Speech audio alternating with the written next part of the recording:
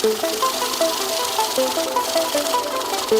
are listening to CMQ Investing. I'm your host, Chris Franco. In this episode, you will learn how investors who act like losers end up like winners.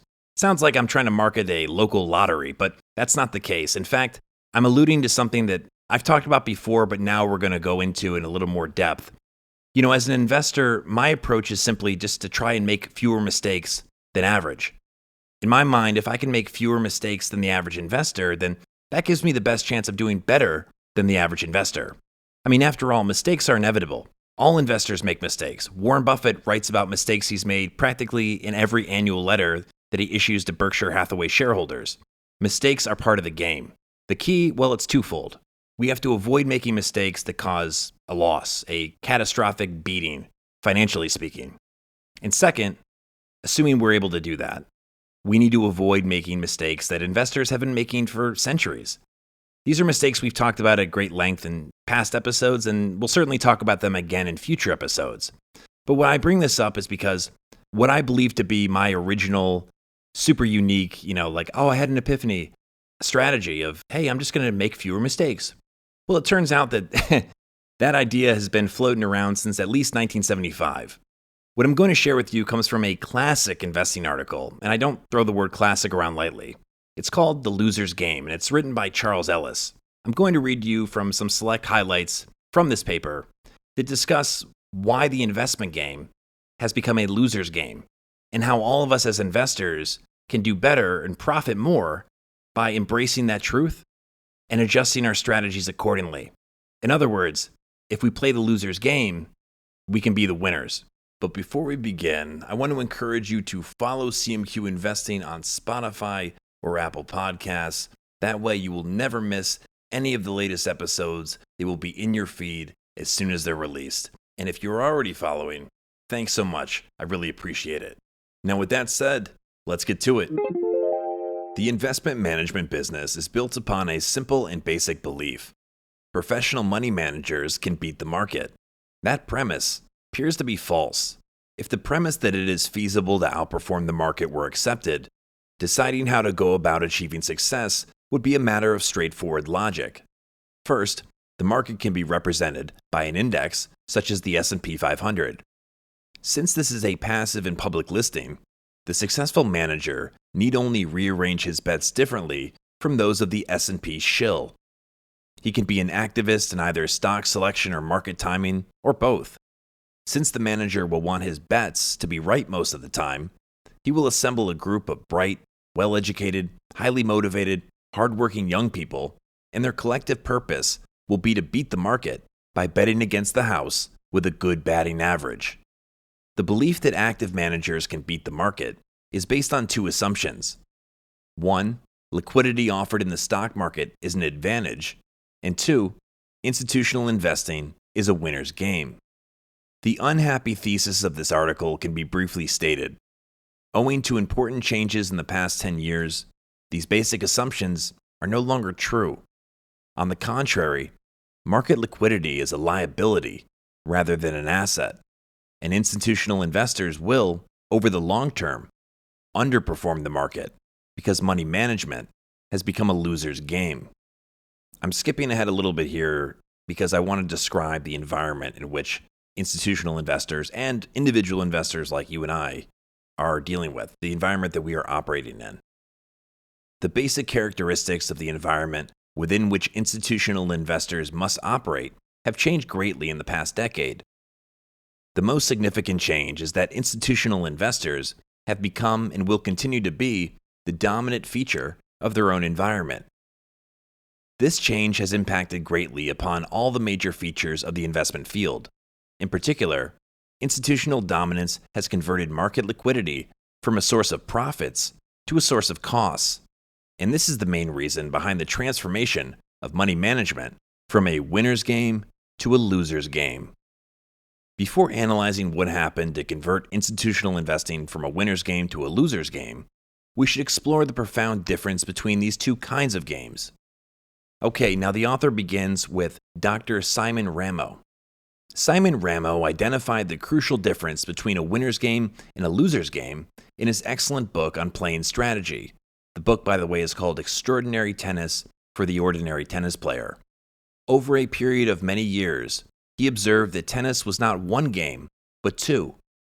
One game of tennis is played by professionals and a very few gifted amateurs.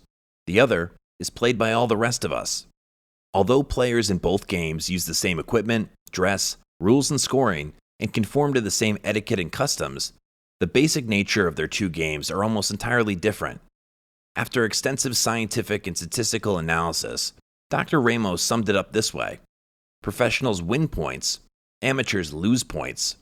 Professional tennis players stroke the ball with strong, well-aimed shots through long and often exciting rallies, until one player is able to drive the ball just beyond the reach of his opponent. Errors are seldom made by these splendid players. Expert tennis is what I call a winner's game, because the ultimate outcome is determined by the actions of the winner. Victory is due to winning more points than the opponent wins, not, as we shall see in a moment, simply to getting a higher score than the opponent, but getting that higher score by winning points. Amateur tennis, Ramo found, is almost entirely different. Brilliant shots, long and exciting rallies, and seemingly miraculous recoveries are few and far between. On the other hand, the ball is fairly often hit into the net or out of bounds, and double faults at service are not uncommon. The amateur duffer, by the way, I love that he says duffer. The amateur duffer seldom beats his opponent, but he beats himself all the time.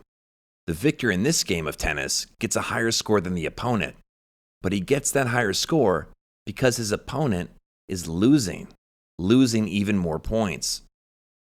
As a scientist and statistician, Dr. Ramo gathered data to test his hypothesis, and he did it in a very clever way. Instead of keeping conventional game scores like love 15-all or 30-15, Ramo simply counted points won versus points lost. And here is what he found. In expert tennis, about 80% of the points are won.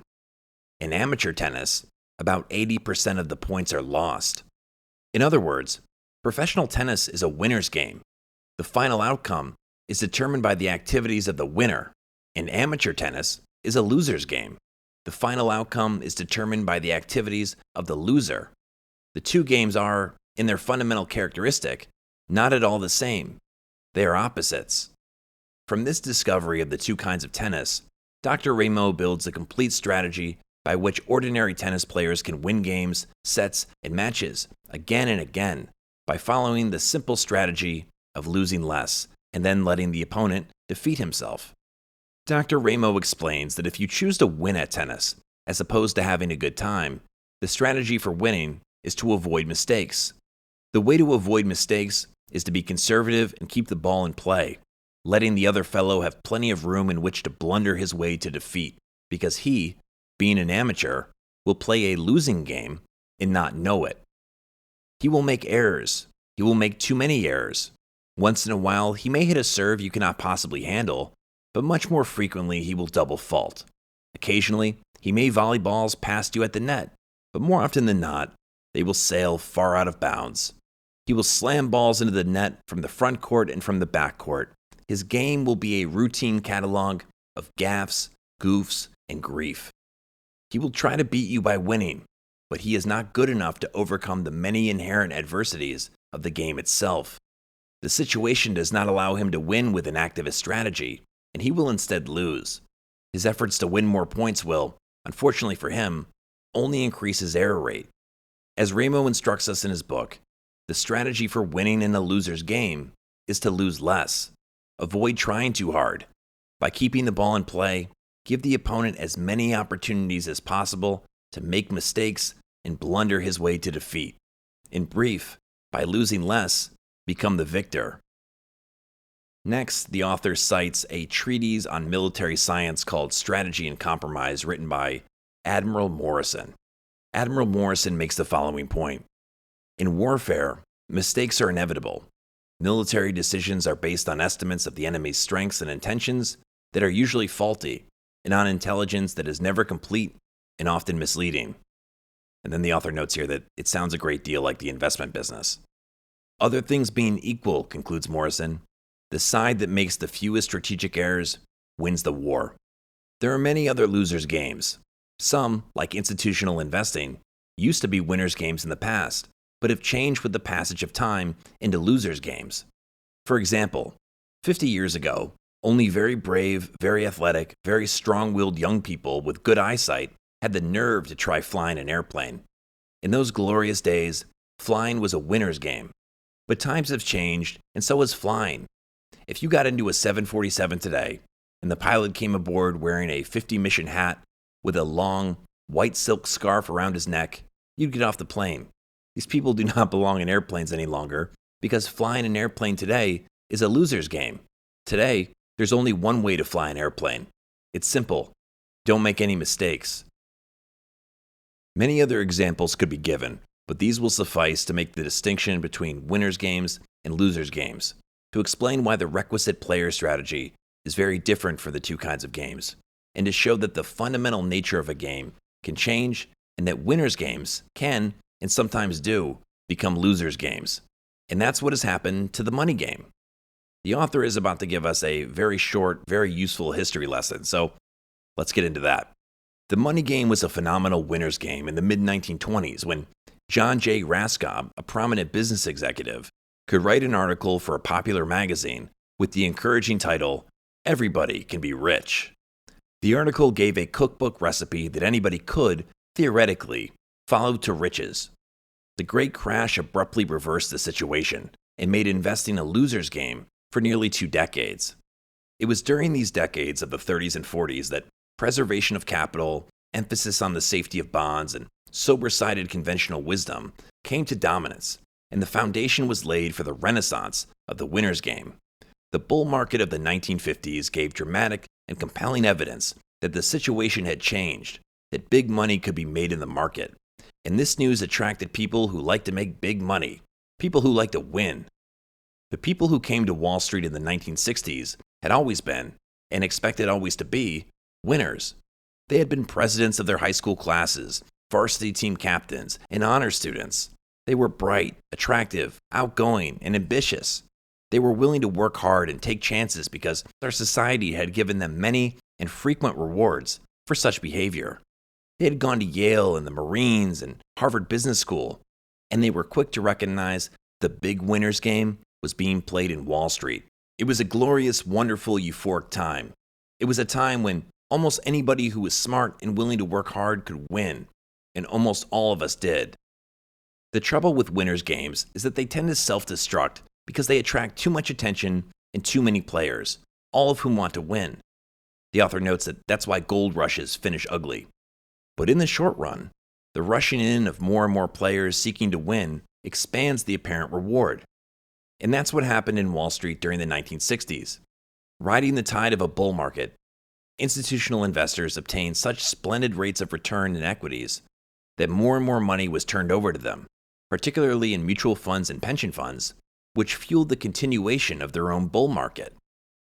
Institutional investing was a winner's game, and the winners knew that by playing it faster, they would increase the rate of winnings. But in the process, a basic change occurred in the investment environment. The market came to be dominated by the institutions. In just 10 years, the market activities of the investing institutions have gone from only 30% of total public transactions to a whopping 70%. That is 70. And that has made all the difference. No longer are the new breed on Wall Street in the minority, they are now the majority. The professional money manager isn't competing any longer with amateurs who are out of touch with the market. Now he competes with other experts. It's an impressive group of competitors. There are 150 major institutional investors and another 600 small and medium-sized institutions operating in the market all day, every day, in the most intensely competitive way. And in the past decade, these institutions have become more active, have developed larger in-house research staffs, and have tapped into the central source of market information and fundamental research provided by institutional brokers. 10 years ago, many institutions were still far out of the mainstream of intensive management. Today, such an institution, if it even exists, would be a rare collector's item. Competitively active institutional investing has resulted in sharply higher portfolio turnover. The typical equity portfolio turnover has gone from 10 to 30%.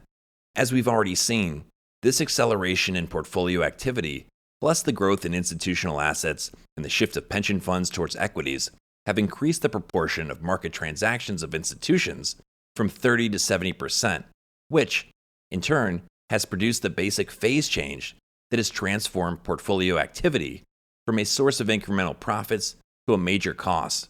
And that transformation has switched institutional investing from a winner's game to a loser's game.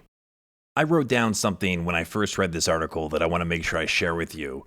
You may remember that the author said that in just 10 years, the market activities of the investing institutions went from 30% of total public transactions to 70% of total transactions. I wondered, what is that now? The last time I checked, investing institutions make up 85% of total public transactions. So what Charles Ellis was describing in his article is still true today, and in fact, it's truer than ever. The question you have to ask yourself is, what are you going to do about it? There are a lot of different paths you can take depending on your current situation, and I won't try to guess what that situation is, but I will use an upcoming episode of CMQ Investing to dive deeper into this topic and get into the specifics as to how I'm going to beat the market by not trying to beat the market.